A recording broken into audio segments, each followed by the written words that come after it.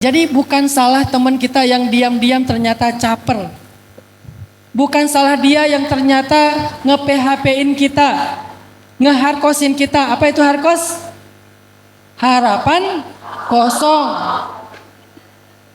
Bukan salah dia, bukan salah teman kita. Memang takdirnya mereka berdua. Kita aja yang kegeeran. Terus takdir kita siapa Ustadz? Ada, udah disiapkan 50.000 tahun sebelum Allah menciptakan semesta dan ditulis ulang untuk kedua kalinya 40 hari sebelum ruh ditiupkan ke dalam rahim ibu kita. Itulah kenapa ada selamatan 40 hari, 4 bulan dan seterusnya untuk mendoakan supaya takdir itu mubarak, penuh dengan keberkahan. Jadi udah ditulis sebelum kita lahir, udah ditulis sebelum semesta diciptakan, dan kita punya jodoh kita dan itu yang terbaik dari Allah. La tayasu, la tahzan. Jangan berputus asa, jangan khawatir. Udah ada jodohnya masing-masing, udah ada jatah rezekinya masing-masing. Sehingga kalau misalnya kita berdagang nih ceritanya dalam mencari rezeki, orang yang percaya kepada takdir nggak akan curang. Orang yang percaya kepada takdir nggak akan menzolimi hak orang lain, nggak akan mengambil yang bukan haknya.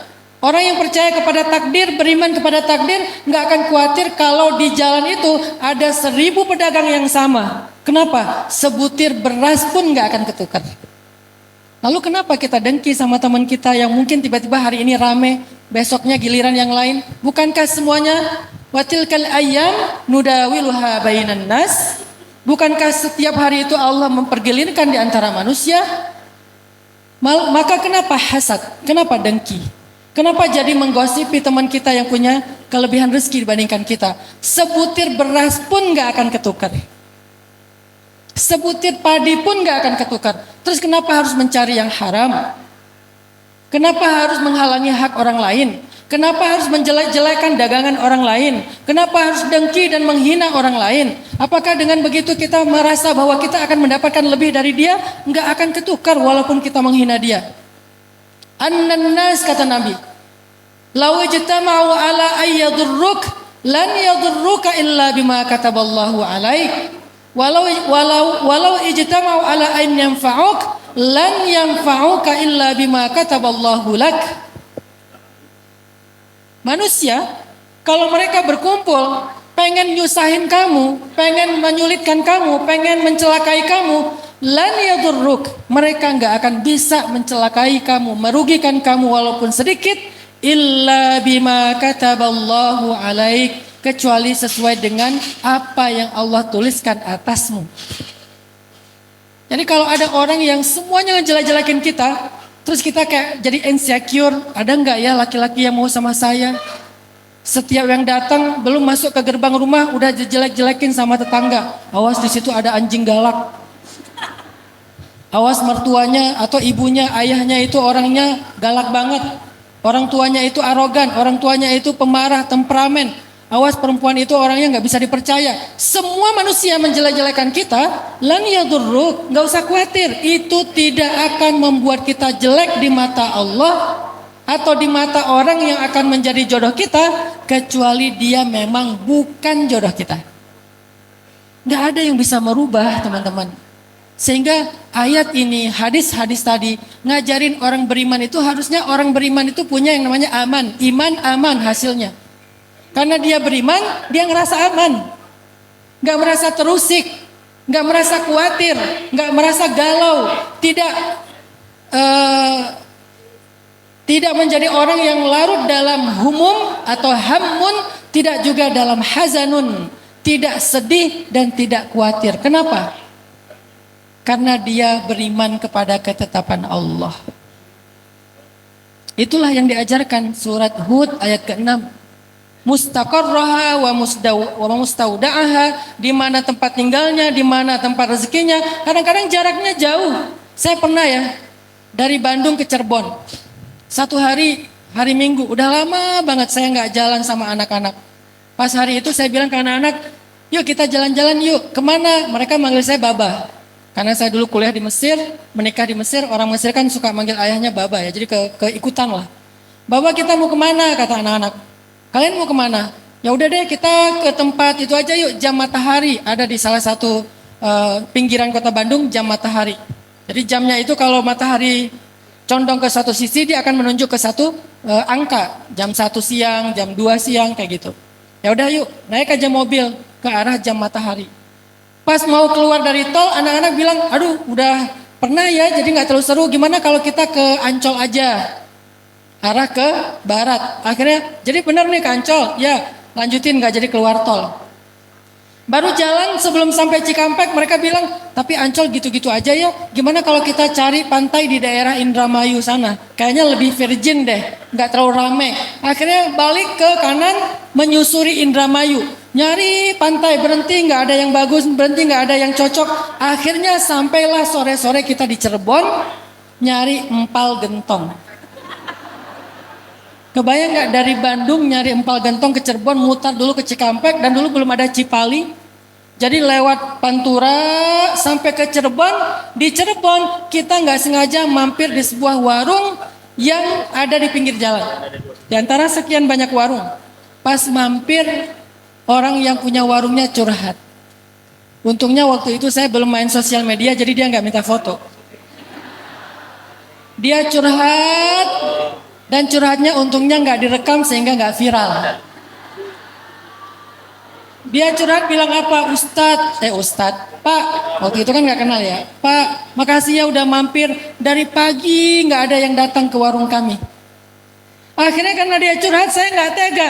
Selain saya makan bareng keluarga, saya bungkusin yang banyak supaya dia senang. Maka saya belanja lumayan banyak di situ. Kemudian kita lanjutkan perjalanan sampai di Bandung lagi, udah menjelang tengah malam. Hanya untuk makan empal gentong di Cirebon. Mustaqarraha wa mustauda'aha. Begitulah cara Allah. Pernah juga saya di mall. Di mall itu saya kayak mau lagi keluar dari mall, mau pulang. Tapi salah ngambil jalan keluar. Pas saya salah ngambil jalan keluar, harusnya pintu utara, saya malah ke pintu barat. Saya ngelewatin satu toko di pojok banget. Dia lagi jualan kayak kaos-kaos cowok gitu yang ada tulisan-tulisan tentang sahabat Nabi, kata-kata bijak. Pas saya lewat, ini bagus nih kaosnya. Akhirnya saya belanja di situ. Saya berpikir, tempat dia itu nggak strategis, ada di pojok. Tapi bagaimana cara dia mendapatkan konsumen? Allah mendatangkan konsumen ke tempat dia dengan cara salah milih jalan keluar dari mall. Mustaqarraha wa mustauda'aha. Rezeki kayak gitu. Sering banget saya ngalamin. Saya pernah jalan ke daerah Bengkulu. Ada acara tablik akbar di Bengkulu. Tapi bukan di kota Bengkulunya, agak di pedalaman sekitar 5 jam lah dari kota Bengkulu. Terus pas saya pulang, panitia nanya, Ustadz mau makan di restoran mana? Saya bilang, jangan restoran boleh nggak? Saya pengen makan makanan lokal di warung-warung kecil aja. Saya lebih suka makanan lokal daripada restoran yang udah mewah. Oh boleh Ustadz, nanti kita mampir aja di mana Ustadz berkenan. Jalan, tiba-tiba kita mampir di sebuah warung makan yang makanan Padang. Dan itu agak gede warung Padangnya. Pas mampir depan warung Padang, kita keluar dari mobil, saya ngelihat warungnya, kalau warung Padang ada di mana-mana ya. Saya di Bandung juga udah pernah. Akhirnya saya belok sedikit ke sebelah warung Padang, ada warung kecil, makanan lokal. Saya masuk ke situ, ini kejadian setahun yang lalu. Pas saya masuk, mereka langsung pada gini. Saya langsung sebagai orang yang sering diajak foto, langsung punya feeling. Kenal ini, kayaknya kenal ini. Dari mimiknya, dari gaya-gayanya nih kayaknya kenal. Pada gini-gini. Akhirnya saya duduk, topi saya giniin, gini aja. Terus pas saya ngomong, tuh kan kata mereka, ketahuan gara-gara suara saya.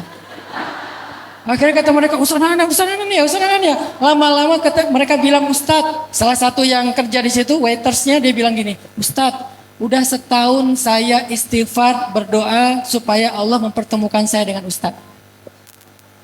Setahun dia istighfar, dia ada di sebuah pelosok jalur lintas provinsi, warungnya kecil, parkirannya sempit, justru warung yang besar itu di sebelahnya, parkirannya luas. Dan waktu itu saya ditawarkan penitia untuk makan di sebuah restoran yang lain. Saya bilang saya pengen yang makanan lokal aja. Dan tak kenapa berhenti di situ, ketemu dengan dia. Dia bilang ini adalah cara Allah menjawab doa saya. Ustadz nyasar di warung saya. Akhirnya setelah selesai makan, pasti foto-foto tapi makanan gak diskon.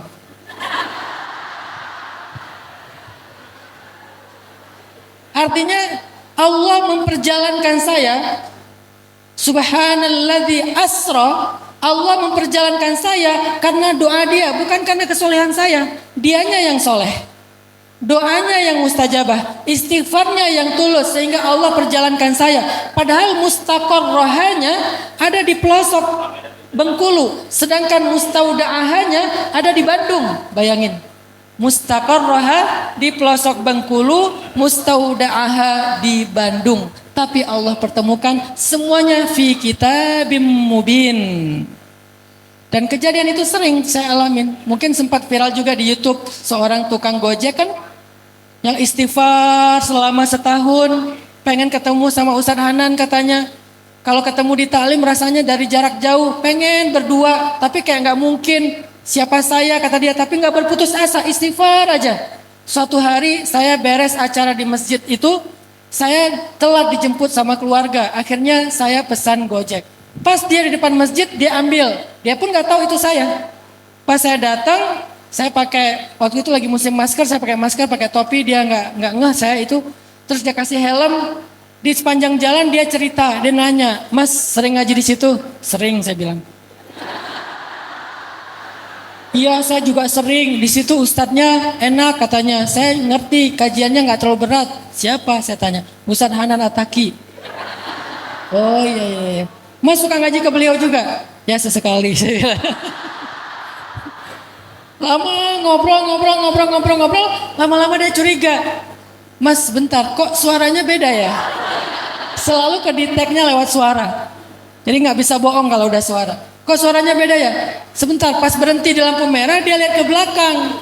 Pas ngeliat ke belakang, Mas ini Ustadz Hanan ya? Ya, saya bilang langsung dia astagfirullahaladzim. Heboh seperempatan itu. Orang-orang pada ngelihat semuanya, Ustadz Hanan. Pelan-pelan mas, pelan-pelan, gak usah teriak-teriak.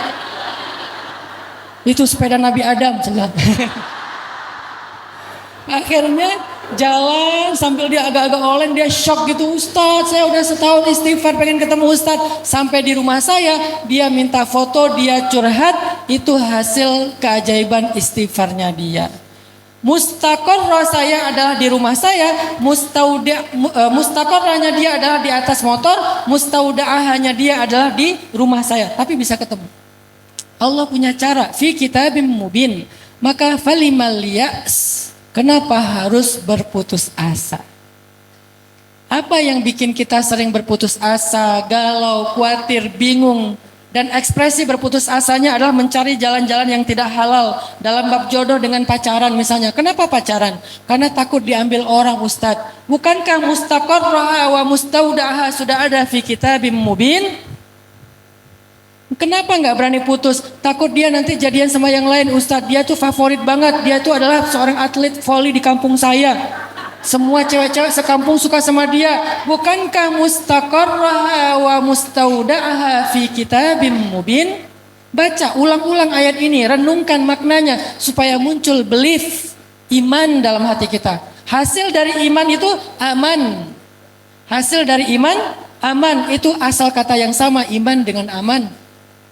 Jadi kalau kita nggak aman, kalau kita nggak stabil, kalau kita nggak tenang, pasti ada masalah dengan iman kita. Kalau mau mengukur Ustadz, apakah saya termasuk orang yang baik imannya? Coba rasakan, aman nggak hati kita dari hal-hal yang nggak pasti dalam hidup? Kalau hati kita belum merasa aman, masih khawatir, masih galau, masih bimbang, berarti iman kita perlu diasah terus.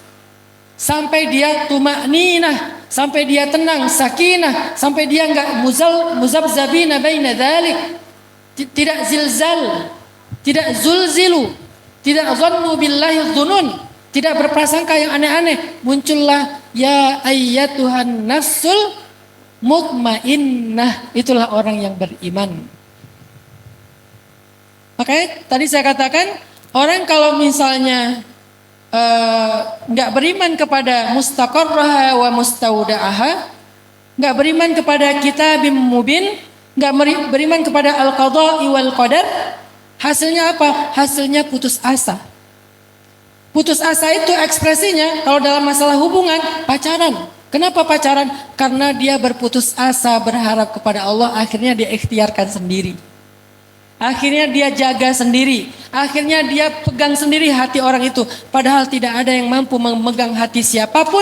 Bahkan hati dirinya. Semuanya ada di antara jemari Allah. Allah yang menggenggam. Yang membolak-balikan hati manusia.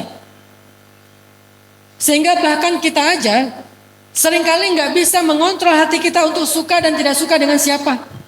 Saya ini adalah hasil takdir. Aslinya saya bukan tipe istri saya banget. Istri saya bilang ada 5 tipe laki-laki yang saya amit-amit gak mau sama dia. Kelima-limanya ada di saya. Pertama, karena istri saya orang Jawa, dia takut kalau punya suami orang Sumatera. Beda frekuensi, beda karakter, beda gaya. Ya Allah, jangan orang Sumatera. Saya Sumatera, Aceh pula. Yang ngomongnya itu mungkin karena sekarang alhamdulillah saya udah lama di Jawa Barat, di Sunda. Jadi orang pikir saya orang Bandung, aslinya Aceh. Muka nggak mungkin dibohongin ya. Nggak ada kan muka orang Sunda kayak gini ya, mata dekok. Jadi dia bilang ya Allah kalau bisa jangan orang Sumatera. Bukan masalah suku, masalah kecocokan, karakter. Pengen yang sefrekuensi lah orang Jawa, lebih santun, lebih apa. Kalau marah itu dia diem. Kalau orang Sumatera marah ya ngomong aja biar cepat rilis. Tapi orang lain yang kemudian kena mental. Ya Allah jangan orang Sumatera, saya orang Sumatera. Ya Allah kalau bisa dia jangan terlalu warnanya itu agak terang dikit lah. Jangan terlalu dof lah, saya dof. Masya Allah. Yang ketiga ya Allah kalau bisa jangan yang lebih muda dari saya, biar dia lebih dewasa, lebih matang. Saya lebih muda. Walaupun gak jauh-jauh banget. Ya Allah kalau bisa dia jangan ustadz, dia takut. Kalau ustadz pokoknya adalah alasannya. Saya ustadz. Semua kriteria yang dia gak inginkan dari seorang calon suami, 5-5-nya ada di saya. Sehingga pas ketemu saya dia doa, ya Allah jangan yang itu ya Allah. Saya ketemu dia, saya doa, ya Allah yang itu aja ya Allah. Akhirnya jadi. Kenapa? Ustadz, doanya lebih mustajabah. Sebetulnya bukan itu. Sebetulnya mustaqarraha wa mustaudaaha. Yang satu di Aceh ujung Sumatera, yang satu di Tuban ujungnya Jawa Timur. Enggak ujung sih. Pokoknya Jawa Timur lah. Karena ujungnya kan Banyuwangi ya. Yang satu di ujung Sumatera, yang satu di ujung Jawa. Mustaqarraha wa mustaudaaha. Ketemunya di Mesir. Kok bisa ketemu di Mesir? Ya gimana Allah? Saya lagi ngantri beli kebab, dia juga ngantri. Pas dapat kebab, punya dia saya ambil. Namanya juga cowok ya. Nih saya kasih rahasia cowok, hati-hati ya. Cowok itu jago acting. Saya ngambil punya dia, kata dia, Mas itu punya saya. Enggak, ini punya saya. Enggak, itu punya saya. Enggak, punya saya. Kan kamu dengan saya sama. Lagi ngantri beli kebab, akhirnya kenalan, akhirnya jadi lanjut. Saya telepon orang tuanya di Tuban. Pak, saya pengen ngelamar anak bapak. Oh, saya terserah anaknya. Kalau anaknya sih setuju Pak, udah oke. Padahal dia juga belum jawab. Alhamdulillah akhirnya selesai. Dipermudah oleh Allah menikahnya pas lagi haji di Mekah. Sebulan persis setelah kejadian musibah tsunami di Aceh, ibu saya meninggal dalam tsunami, keluarga saya banyak yang meninggal dalam tsunami, dan Allah sebulan kemudian mengganti keluarga baru untuk saya dari Jawa. Menikahnya di Masjidil Haram, beres semua rangkaian haji, karena nggak boleh menikah lagi ihram, udah beres haji semuanya, menikah, istri masih di Mesir, saya di Mekah, ketemu calon mertua saya di sana. Setelah akad baru saya telepon dia, yang kita udah halal. Itu namanya menikah LDRan, menikah online. Jadi artinya, Bapak Ibu teman-teman sekalian, moral of the story, mustaqarraha wa mustaudaha fi kitabim mubin. Allah yang udah mengatur semuanya. Fala tayasu, nggak usah khawatir. La tahzanu, nggak usah khawatir, nggak usah bingung. Serahin aja sama Allah dengan ikhtiar terbaik kita. Kalau gitu kita nggak perlu ikhtiar, Ustaz. Perlu. Kenapa? Ada seorang sahabat bertanya kepada Nabi dalam hadis riwayat Tabrani. Kata dia gini, ya Rasulullah, apakah semua perbuatan kita sudah dicatat dalam takdir? Kata Nabi, ya. Kalau gitu kenapa kita beramal ya Rasulullah? Kata Nabi, beramallah kalian karena segala sesuatu itu dimudahkan kepada apa yang dia lakukan. Jadi ikhtiar bagian dari cara kita untuk meminta kemurahan Allah, mempermudah yang baik-baik bagi kita. Tapi semuanya diatur oleh Allah, tapi kita wajib berikhtiar. Maka jangan berkecil hati kalau kita ikhtiarnya ke barat, jadinya ke timur. Memang mustaudaahnya di timur. Nyari rezekinya ke barat, jadinya di timur. Nyari jodohnya ke barat, jadinya di timur. Gak apa-apa, yang penting ikhtiar. Gak apa-apa kita salah arah, tetapi Allah akan menghargai setiap langkah kita. Gak apa-apa kita salah arah. Kita berikhtiarnya ke kanan, ternyata rezeki kita ada di sebelah kiri. Kita ikhtiarnya ke belakang, ternyata rezeki kita di depan.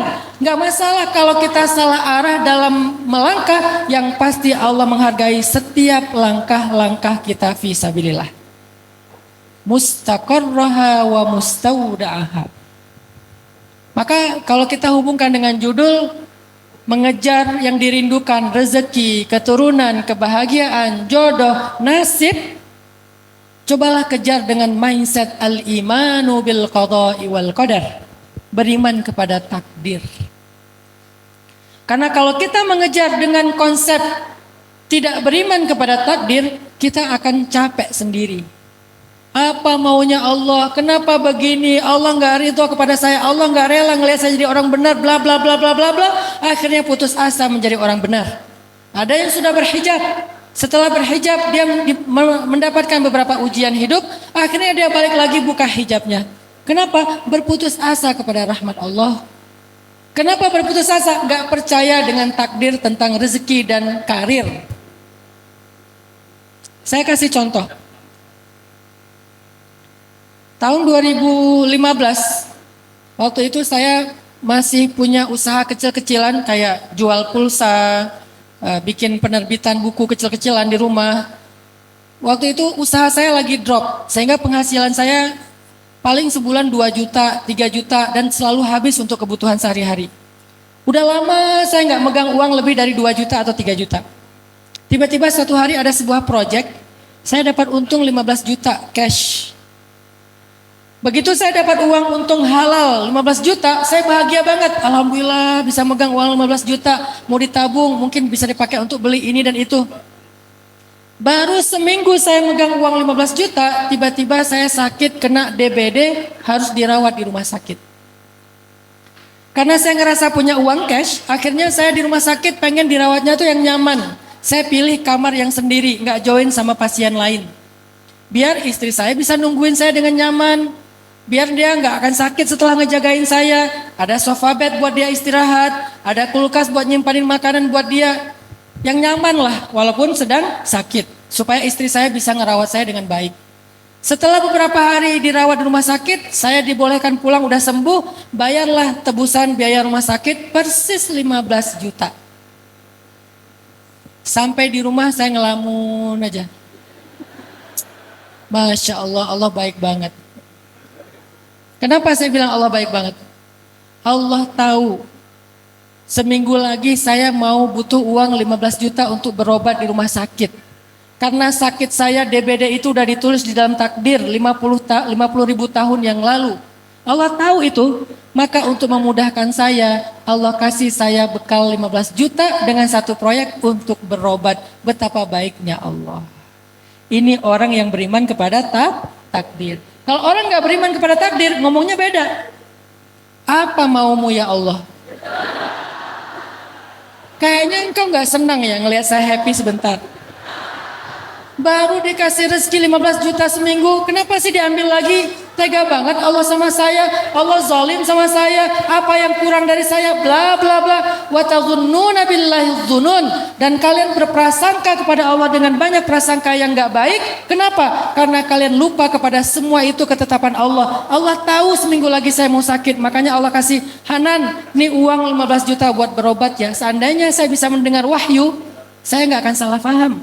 Cuman kan kita enggak bisa mendengar wahyu. Lalu bagaimana cara kita memahami maksud Allah? Dengan iman kepada takdir.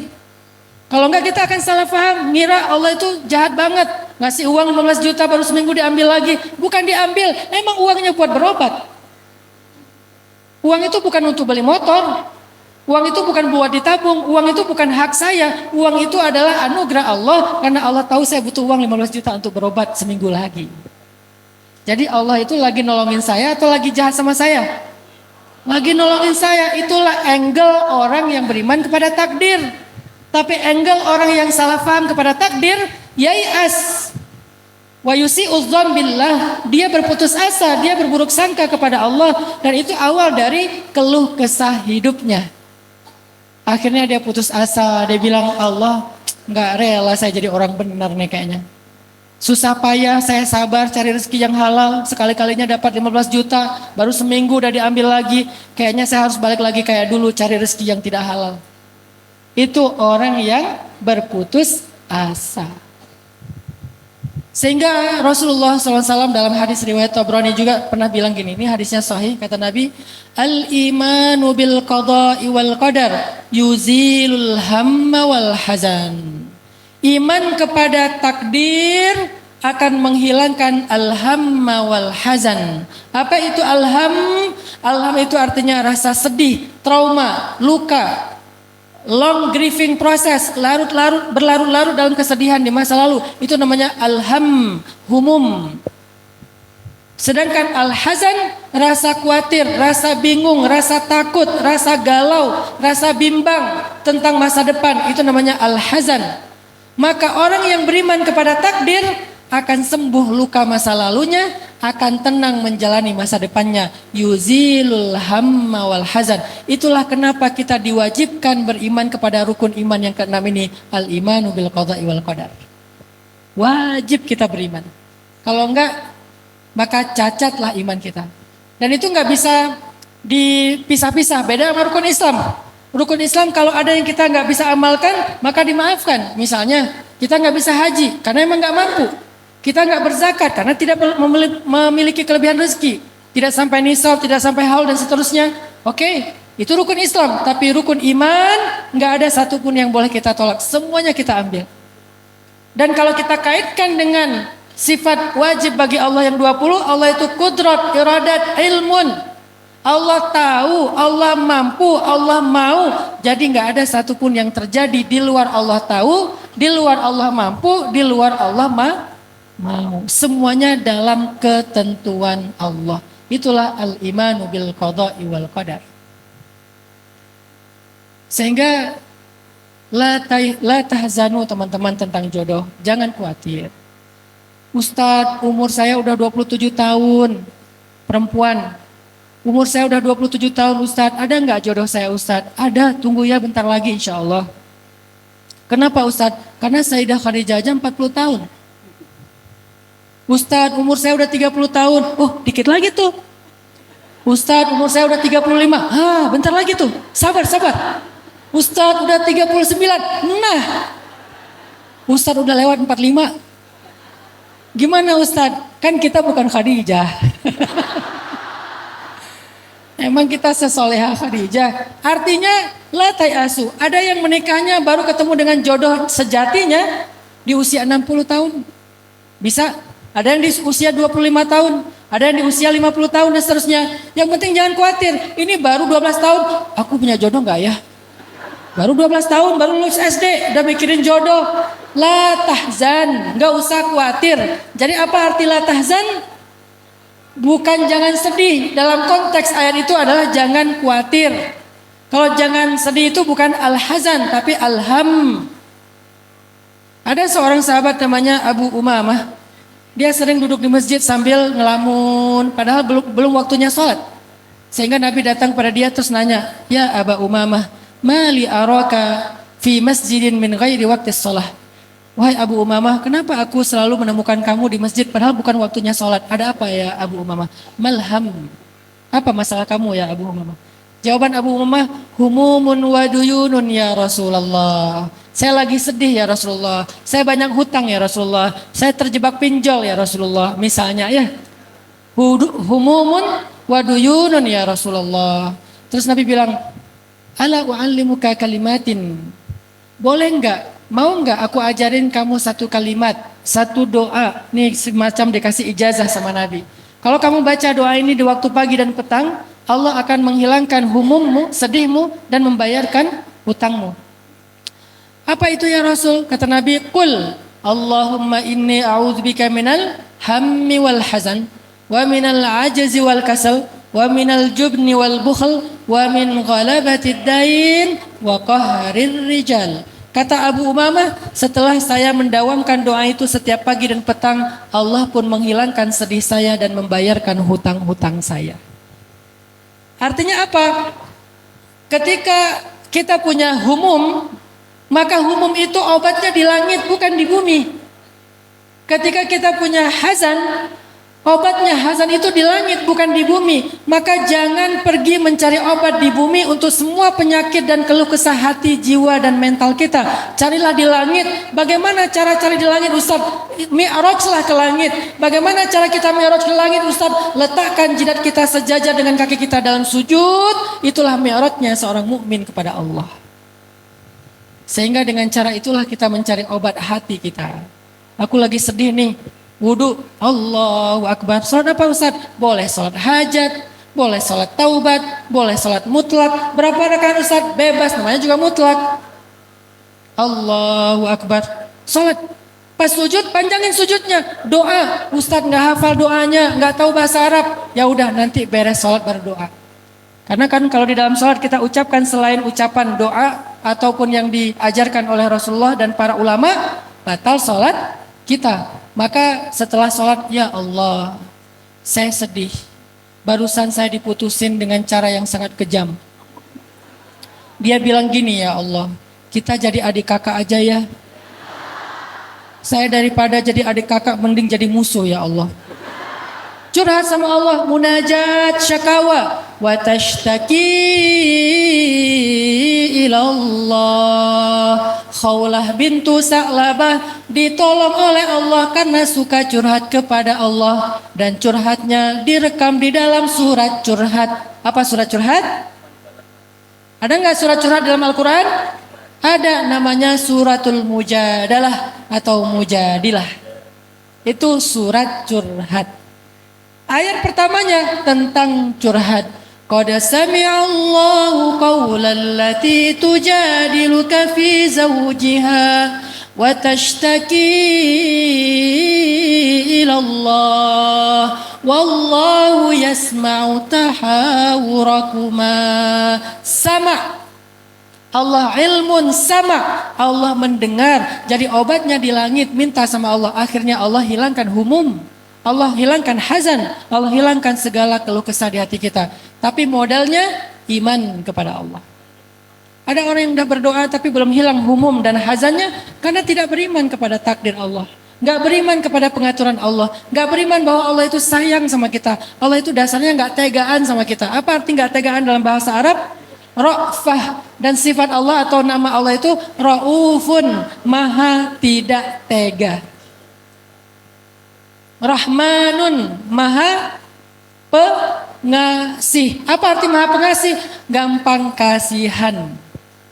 Rahman, gampang kasihan, nggak tega. Udah Rahman, Rahim, Raufun. Coba kurang apa Allah itu sama kita? Dasarnya gampang kasihan, dasarnya sayang banget, dasarnya nggak tega sama hambanya. Lebih daripada sayang, nggak tega dan kasihan seorang ibu kepada putranya. Allah lebih dari siapapun. Kalau Allah kasih sayang kepada kita lewat manusia, itu cuma 1/1000 dari satu bagian kasih sayang yang dibagi rata. 99 disimpan Allah khusus untuk hamba-hamba yang Allah kehendaki. Jadi dasarnya Allah itu kasihan sama kita. Jadi kalau ada orang yang kasihan sama kita akhirnya nolongin, Allah lebih daripada dia. Kalau ada orang yang gak tegaan sama kita untuk menyakiti, Allah lebih daripada dia. Kalau ada orang yang sayang banget sama kita sampai berkorban, Allah lebih daripada dia. Maka kenapa kita sedih dan khawatir? Kenapa kita sedih dan khawatir? Kita punya Allah yang maha sempurna. Enak banget orang yang beriman itu. Makanya Nabi bilang, ajaban li amril mu'min, inna amrahu kullahu khair. Mukmin itu menakjubkan. Mukmin itu hebat banget, mukmin itu keren banget. Semua urusannya baik. Semua urusannya baik. In asabathu sarra syakara fakana khairan lah, wa in asabathu dharra sabara fakana khairan lah, wa laysa dzalika li ahadin illa lil mu'min. Kalau dia dapat nikmat, dia bersyukur, itu kebaikan buat dia. La in syakartum la azidannakum. Kalau kamu bersyukur, Allah tambahkan nikmatnya untukmu. Kalau dia dapat nikmat, dia bersyukur, nambah nikmat, nambah kebaikan.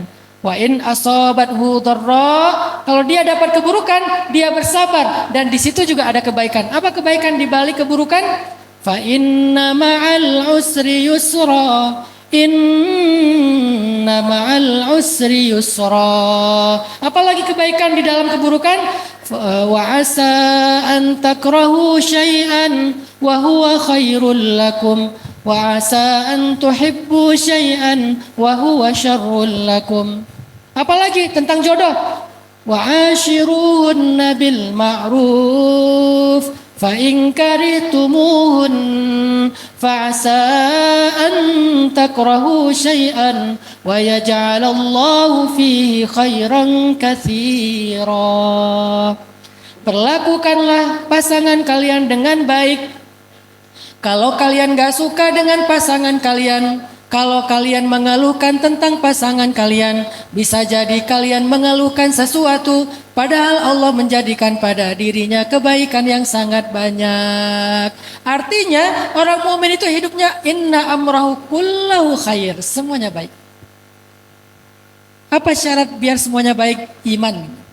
Percaya Allah maha baik, Allah maha sempurna, Allah maha penyayang, Allah maha pengasih, Allah maha gak tegaan, sehingga semua urusan hidup kita baik. Dapat musibah, di balik musibah ada kebaikan, bersama musibah ada kebaikan, dan orang yang sabar dapat berita gembira. Wa basyiris sabirin.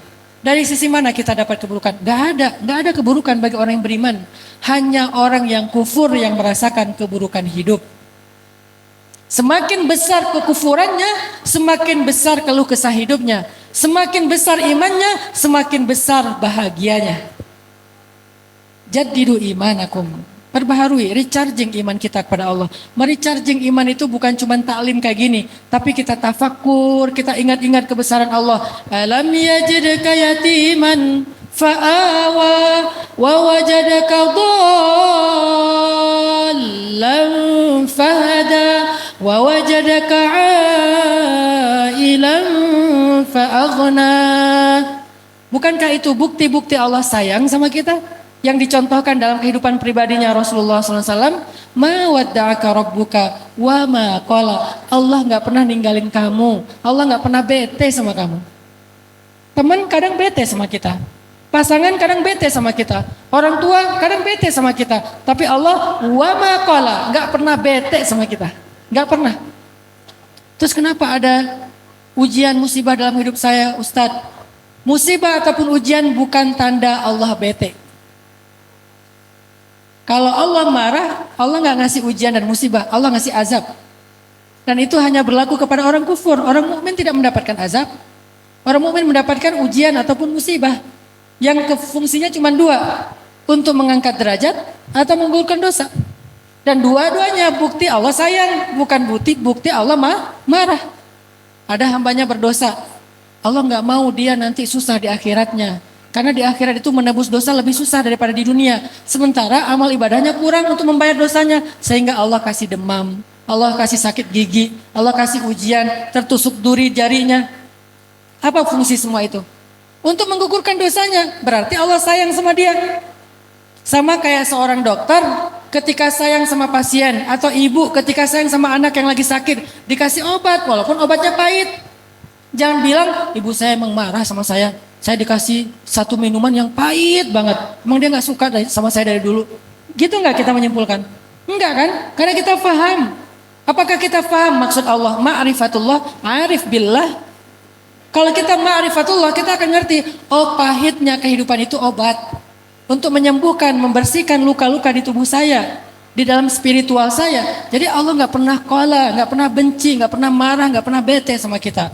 Ma wadda'aka rabbuka wa ma qala. Allah nggak pernah nge-live kamu, unfollow kamu, unfriend kamu, ninggalin kamu sendiri, apalagi bete sama kamu. Allah nggak pernah. Itu surat cinta banget dari Allah. Abdi, wahai hambaku, aku nggak pernah ninggalin kamu. Aku nggak pernah bete sama kamu. Aku sami'ud du'a. Sami', bukan sami'. Sami', arti sami'. Doanya berulang-ulang itu lagi sampai bertahun-tahun. Allah masih dengar dan Allah betah mendengar doa kita. Gak pernah, itu kan udah kemarin. Gak ada bahan lain ya. Gak pernah kayak gitu. Sami'ud du'a, betah banget dengerin doa kita. Kita tuh harusnya beruntung banget teman-teman. Punya Rabb, punya Allah yang maha sempurna. Falimal ya's wal hazan. Kenapa harus berputus asa dan khawatir? Semoga ayat ke-6 surat Hud bisa menjadi bahan renungan kita ketika iman lagi drop, ketika lagi galau. Ingat-ingat materi hari ini, coba tadabbur lagi, tafakur lagi. Oh itu maksudnya, oh itu maksudnya. Sehingga dalam masalah jodoh, rezeki, apapun dalam hidup kita, ingat mustaqarraha wa mustauda'aha fi kitabim mubin. Semuanya diatur oleh Allah dan Allah itu Rahmanun, Rahimun, Raufun. Sekurang-kurangnya 3 nama yang mulia itu. Barakallahu fikum, wallahul muwafiq ila aqwamit thariq. Wassalamualaikum warahmatullahi wabarakatuh.